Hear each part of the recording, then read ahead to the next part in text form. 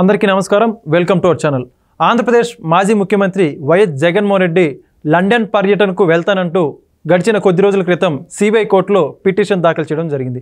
అయితే దానికి సంబంధించి ఇటీవలే సిబిఐ కోర్టు అనుమతి ఇస్తూ కొన్ని ఉత్తర్వులు అయితే విడుదల చేయడం జరిగింది. దీనికి సంబంధించి పూర్తి విశ్లేషణ ఇవ్వడానికి మనతో ఉన్నారు సీనియర్ జర్నలిస్ట్ కనకదుర్గ గారు. నమస్కారం. నమస్తే అండి మేడం, మనం చూసాం జగన్మోహన్ రెడ్డి గారు ఎప్పుడైతే ఓటమి తర్వాత ఎప్పుడు లండన్ వెళ్దామా అంటూ ఎదురు చూపులు చూసినటువంటి పరిస్థితి, దానికన్నిటి తెరదించే విధంగా నిన్నటి రోజున సిబిఐ కోర్టు అయితే పర్మిషన్ ఇవ్వడం జరిగింది విదేశాలకి వెళ్ళడానికి. దానికి సంబంధించి ఏదైతే పూచికత్తు సమర్పించడం కావచ్చు, మొబైల్ నెంబర్ కావచ్చు, ఈమెయిల్స్ ఇవన్నీ కూడా సమర్పించి వెళ్ళాలంటూ పర్మిషన్ ఇవ్వడం జరిగింది. దీన్ని ఎలా అర్థం చేసుకోవచ్చు అంటారు? అసలు అంటే వస్తుందా రాదా అనుకున్న తరుణంలో ఆయనకి నిన్నను పర్మిషన్ అయితే వచ్చింది లండన్ వెళ్ళటానికి. అయితే జగన్మోహన్ రెడ్డి తిన్నగా లండనే వెళ్తాడా, మధ్యలో ఎక్కడైనా ఆగుతాడా, స్పెషల్ ఫ్లైట్లో వెళ్తాడా, మొన్నట్లాగా మామూలు ప్రయాణికుల్లా వెళ్తాడా? చూసాం కదా, రషీద్ హత్య కేసులో కావచ్చు, ఇంకొకసారి కావచ్చు, ఇష్యూస్ ఎట్లా చేశాడు. తర్వాత మన బెంగళూరు వెళ్ళేటప్పుడు కూడా భార్య ఆయన ఒక మామూలు ప్రయాణికుల్లా వెళ్ళారు. కాబట్టి నాటకాలు ఎలా చేస్తాడు అంటే లోకల్గా ఒకలాగా, విదేశాలకు వెళ్ళేటప్పుడు ఒకలాగా చేస్తాడా? అసలు లండన్ ఎందుకు వెళ్తాడు? కూతుళ్ళు ఓకే, కూతుళ్ళు ఉన్నారు. ఇప్పుడు కూతురు బర్త్డే కోసం ఆయనకి పర్మిషన్ అడిగాడు. సెప్టెంబర్ 3 నుంచి సెప్టెంబర్ 25 వరకు సిబిఐ కోర్టు అనుమతి ఇచ్చింది ఆయన వెళ్ళటానికి. అంటే ఆల్మోస్ట్ 22 రోజులు. ఇంకొక ముఖ్యమైన అంశం మీరు మాట్లాడాల్సింది ఏంటంటే, అంటే తెలుసుకోవాల్సింది, ఈయన లండన్ వెళ్ళాక ఆంధ్రప్రదేశ్లో ఏం జరుగుతుంది? నేను అప్పుడు లేనుగా అంటాడుగా. చంద్రబాబు నాయుడు గారు అరెస్ట్ అయినప్పుడు నేను అప్పుడు లేనుగా, లండన్లో ఉన్నానుగా అని నవ్వాడు చూడండి. సో ఇది మనం గుర్తుపెట్టుకోవాల్సిన అంశం. గతంలో కూడా ఆయన లండన్ వెళ్ళినప్పుడే ఏదైతే కోనసీమ అల్లర్లు చెలరేగడం, ఇలా చాలా సంఘటనలు, చాలా ఆలోచించిన సంఘటనలు అన్నీ జరుగుతాయి. అందుకని దీని మీద అంటే పోలీసులు కానీ సిబిఐ కానీ దృష్టి పెట్టాలి. సిబిఐ ఇచ్చారు, బాగానే ఉంది, వాళ్ళ ఇష్టం, అది, దాన్ని మనం కమెంట్ చేయం. కానీ రేపొద్దున ఏదైనా జరిగితే ఎవరు బాధ్యులు? ఇక్కడ ఆంధ్రప్రదేశ్ ప్రభుత్వం ఏదైతే ఉందో, తెలుగుదేశం కూటమి, చంద్రబాబు నాయుడు గారు, ముఖ్యంగా హోంమంత్రి వంగలపూడి అనిత గారు దృష్టి పెట్టాల్సిన అంశం ఇది. లాస్ట్ టైం మనం చూసుకున్నాం, కంటైనర్స్ వచ్చాయి వెళ్ళాయి. తర్వాత ఈయన లండన్ వెళ్ళినప్పుడు బాంబే నుంచి ఒక ప్రత్యేక ఫ్లైట్ వెనకాల వెళ్ళింది. ఆ ఫ్లైట్లో ఏముందో ఇంతవరకు ఎవరికీ తెలియదు. తర్వాత ఈ డ్రగ్స్ మాఫియాతో ఈయనకి సంబంధాలు ఉన్నాయంటారు. నిజంగా ఉన్నాయా? ఈయన ఆమ్స్టర్డామ్ వెళ్తాడా డీల్స్ కుదుర్చుకోవటానికి? లేదు, మొన్న సంపాదించిన 1,00,000 కోట్లు ఏదైతే ఉందో మద్యం స్కామ్లో, దాన్ని అక్కడ తీసుకెళ్తాడా? ఇది కాకుండా ఇటీవల వస్తున్న ఈ మనం చూసాం, ఈ మైనింగ్లో కావచ్చు, మరొక దాంట్లో కావచ్చు, ఈ రిజిస్ట్రేషన్స్లో కావచ్చు, వచ్చిన ఈ డబ్బంతా కూడా నిన్న కూడా మాట్లాడుకున్నాం మనం. సో దాన్ని ఏమైనా తీసుకెళ్తాడా? అసలు ఏంటి ప్లాన్ చేస్తున్నాడు? అక్కడ ఐలాండ్ కొన్నాడన్నారు, ఐలాండ్లో ఉండిపోతాడా, వెనక్కి వస్తాడా? ఒక పర్మిషను ఇన్ని ప్రశ్నలకి దారితీస్తుంది.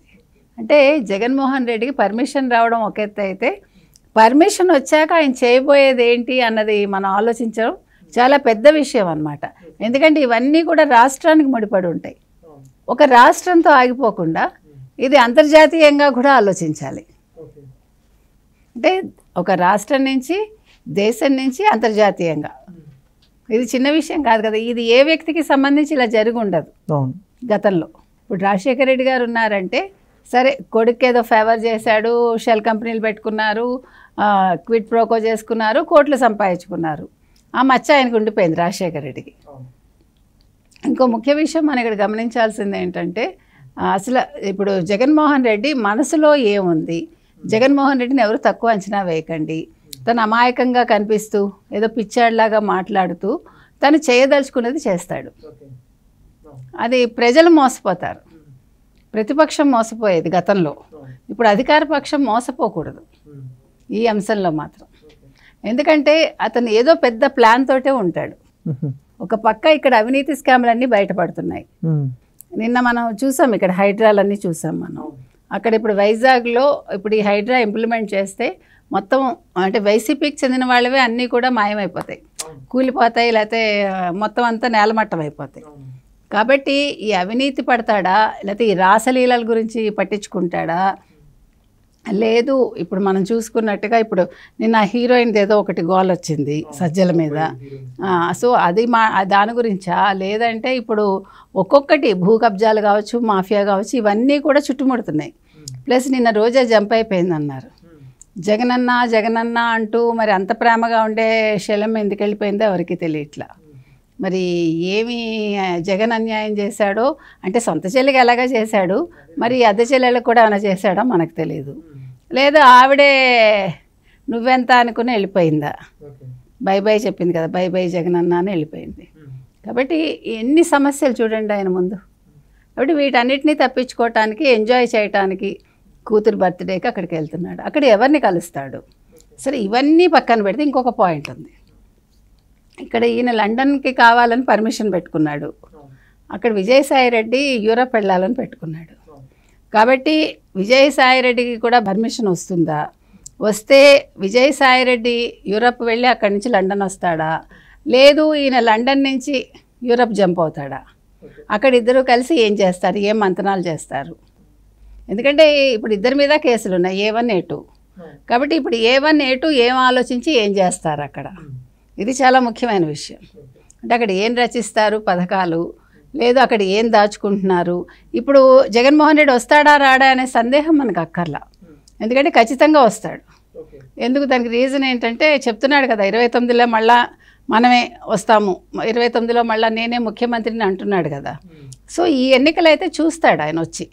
ఇప్పుడు ఎన్నున్నా ఎదుర్కొంటాడు. బీజేపీతో మరి లోపాయకారి ఒప్పందం పెట్టుకుంటాడా లేదో మనకు తెలియదు. మరి బీజేపీ అయితే ఇప్పుడు కూటమిలో ఉంది. సో వాళ్ళు ఏ రకంగా నిర్ణయాలు తీసుకుంటారో మనకు తెలియదు అంతర్గతంగా. కాకపోతే ఏంటంటే ఆయన 29 ఎన్నికల్లో తప్పకుండా పోటీ చేస్తాడు. కాకపోతే అప్పటి వరకు ఖచ్చితంగా వెనక్కి వస్తాడు. ఇప్పుడు ఆస్తులన్నీ అక్కడ దాచుకుని ఓడిపోయాక జంప్ అయిపోతాడా 29లో పూర్తిగా. సో ఇంకొక 4.5 సంవత్సరాలు అయితే, పోనీ 5 దాకా ఆంధ్రాలో అయితే ఉంటాడు ఆయన. ఆంధ్రాలో ఉంటే ఆంధ్రాలో ఉండడు, వచ్చి వెళ్తూ ఉంటాడు, యలహంకలో ఉంటాడు. ఇప్పుడు యలహంకలో ఉండి ఆయన ఇంతమందితో ఆయన మాట్లాడుకుంటున్నాడు కదా, లాయర్లతో కావచ్చు, లేదు ఇప్పుడు వాసుదేవరెడ్డి, మొత్తం ఈ అవినీతి కుంభకోణంలో ఇరుక్కున్న వాళ్ళందరినీ అక్కడ దాచుకున్నాడు, చుట్టుపక్కల పెట్టుకున్నాడు కదా. ఇప్పుడు వీళ్ళందరితో మంతనాలు సాగించటంలో ఇప్పుడు ఈ పొన్నవోళ్ళు లాంటి వాళ్ళు ఎటువంటి సలహా ఇచ్చారు? నువ్వు లండన్, మీకు గుర్తుందా ఎలక్షన్స్ ముందా తర్వాత రిజల్ట్ వచ్చే ముందు అనుకుంటా పొన్నవోళ్ళు లండన్ వెళ్ళాడు. ఒక వీడియో బయటకు వచ్చి ఏడ్చాడు, మాట్లాడుతుండడం కూడా జగన్మోహన్ రెడ్డి గారి గురించి. నాకు భయంగా ఉంది, ఆయనకి ఏమవుతుందో అర్థం కావట్లేదు అంటూ మాట్లాడాడు చూడండి. సో మరి ఇప్పుడు అక్కడ ఏమి వీళ్ళందరూ కలిసి ఏమైనా రచిస్తున్నారా, అక్కడ రచించబోతున్నారా? పొన్నవోళ్ళు ఏం సలహా ఇచ్చాడు? ఎన్ని ఆలోచించాల్సి వస్తుందో చూడండి. కేవలం అక్కడ ఉంది జగన్మోహన్ రెడ్డి గారు కాబట్టి ఇదంతా కూడా ఒక జగన్మోహన్ రెడ్డికి వచ్చిన అనుమతి ఇన్ని ప్రశ్నలకి దారితీస్తుంది. కాబట్టి జగన్మోహన్ రెడ్డి హ్యాపీగా లండన్ వెళ్తాడండి, కానీ ఆంధ్రప్రదేశ్ని అన్హ్యాపీగా ఉంచుతాడా, ఏం చేస్తాడు అనేది ఒక సందేహం అందరిలో ఇప్పుడు ఉంది. అది కాదు మేడం, ఒక పక్క పార్టీ ఇంత దారుణమైన ఓటమి చవి చూసింది, పార్టీ నేతలందరూ కూడా చెల్లా చెదురైపోయారు. ఇటువంటి పరిస్థితుల్లో పార్టీని గాడిలో పెట్టుకోవాల్సిన ప్రయత్నాలు మానేసి ఈ విధంగా విదేశీ పర్యటనలు, అదేవిధంగా పక్క రాష్ట్రాల పర్యటనలు చేయడం ఎంతవరకు సమంజసం అని వాళ్ళ నాయకుల్లోనే, వాళ్ళ కార్యకర్తల్లోనే ఉత్పన్నమవుతున్నటువంటి ప్రశ్న ఎలా అర్థం చేసుకోవాలి మరి దీన్ని? అసలు మీరు జగన్మోహన్ రెడ్డిని అర్థం చేసుకోవడానికి ఎందుకు ప్రయత్నిస్తారు? అసలు వాళ్ళ కార్యకర్తలకు అర్థం వాళ్ళకి అర్థం కాదు, మీకు అర్థం కాదు, ఎందుకు బుర్రపాకలు కొట్టుకోవడం? జగన్మోహన్ రెడ్డి హ్యాపీగా ఉంటాడండి, మీకు అర్థం కాని విషయం అది. మీరందరూ రకరకాలుగా బుర్రలు బద్దలు కొట్టుకోండి, నేను నిశ్చింతగా ఉంటాను, ఎగ్ పఫ్ తింటాను అంటాడు. ముందు ఆయనకి మీద ఆయనకన్నా ఒక క్లారిటీ ఉందంటారా? లేదు, ఆయన క్లారిటీ ఆయనకుంటుంది, ఆయనకు ఒకటే క్లారిటీ, నేను ముఖ్యమంత్రి అంతే. ఓకే, ఆయన మైండ్లో ఉన్నది అది ఒక్కటే, అందుకని ఆయన ఇంకేం పట్టించుకోడు. ఇప్పుడు నేను కాదు అనేది కూడా ఆయన ఇంకా జీర్ణించుకోలేదు పూర్తిగా. ఇప్పుడు ఆయనకి ఏంటంటే నేను 29లో ముఖ్యమంత్రి, ఇప్పుడు ఆ పాయింట్ దగ్గర ఆగుతాడు. కాబట్టి ఇప్పుడు ఏంటంటే జగన్మోహన్ రెడ్డి ఆయనకేం తెలియక కాదు, ఏమంటే ఎలక్షన్ అయ్యాక రిజల్ట్ వచ్చాక ఒక్క కార్యకర్తను కలిశాడా? ఆ రోజు ఓన్లీ శాసనసభ్యుల్ని కలిశాడు, ఎందుకు వాళ్ళతో అవసరం ఉంది కాబట్టి. ఎందుకంటే అక్కడ బేరసారాలు ఆడుకోవాలి కేంద్రంతో. కొంతమంది దానికి సంబంధించి ఏమంటున్నారంటే ఒకవేళ ఆయన జైలుకి వెళ్తే ఆ షెడ్యూల్ మొత్తం ముందుగానే ఎలా నడిపించాలని చెప్పుకున్నారని కూడా వార్తలు వస్తుంది. ఉండొచ్చు. దానికి కూడా ప్రణాళికలు ఆల్రెడీ రచించుకునే ఉంటాడు. అందులో ఏమీ మీకు సందేహం అక్కర్లా. కాకపోతే ఇప్పుడు ఈ వచ్చిన వాళ్ళు ఎంతమంది మాట వింటారు, ఎంతమంది జగన్మోహన్ వెంట ఉంటారు అనేది మీరు ఆలోచించారు. ఓకే ఓకే, అది వేరు. అంటే ఒక ఇది వాళ్ళ దగ్గర పెట్టాడు అంతవరకే. ఇప్పుడు ఎప్పుడూ లేని పనులు చేశాడు. ఎలక్షన్ రిజల్ట్ వచ్చాక ప్రెస్ మీట్లు పెట్టాడు. ఇప్పుడు మొన్న ₹1,00,00,000 ఇవ్వకపోతే ధర్నా చేస్తా అన్నాడు. ఇప్పుడు ధర్నాకు అవకాశం ఎక్కడ? అంటే మీకు ఒకటి గమనించండి, మీరు ఎప్పుడు ఏ అవకాశం వస్తుంది, ఎప్పుడు ధర్నాలు చేయాలి, లేదా దాని మీద ఒక రాయి వేసి ప్రజల దృష్టి మరల్చాలి, ఇంతే తప్ప అసలు నేను ఒక ప్రతిపక్ష నేతగా ప్రజల్లోకి వెళ్ళాలి, ప్రజలకు ఏం కావాలో కనుక్కోవాలి. ఒకవేళ ఇప్పుడు అధికారంలో ఉండే పార్టీ వాళ్ళకేం చెయ్యకపోతే దాని మీద నిల్చుని పోరాడాలని ఆలోచించాడు. ఎంతసేపు అక్కడ చంద్రబాబు నాయుడు, పవన్ కళ్యాణ్, లోకేష్. ఇప్పుడు పవన్ కళ్యాణ్ కొంచెం పక్కకి వెళ్ళాడు. ఎందుకంటే పవన్ కళ్యాణ్ కొంచెం మెచ్చుకున్నాడు కదా ఈ మధ్యన, కొంచెం మారాడు. అంటే అర్థమైంది పవన్ కళ్యాణ్ 100% రిజల్ట్ వచ్చేసరికి కొంచెం పవన్ కళ్యాణ్ మీద ఒకేసారి గౌరవం వచ్చింది. గౌరవం వచ్చిందా లేకపోతే భయం పుట్టుకుందా మళ్ళీ కలిస్తే? మీరు ఎలా తీసుకుంటే అలాగా. కానీ చంద్రబాబు నాయుడు అంటే మాత్రం కల్లో కూడా అదే భయం, అదే బాధ, ఆయనకి భరించలేనితనం అది అలాగే ఉంది. కాబట్టి జగన్మోహన్ రెడ్డి ఇప్పుడు ఏది కూడా పట్టించుకోడు. ఆయనకు తెలిసి అవసరం లేదు వీళ్ళందరి కార్యకర్తలు మన పథకాలు ఇచ్చాం బటన్స్, ఇంకా అదే భ్రమలో ఉన్నాడు. కాబట్టి ఏమీ మారాడండి.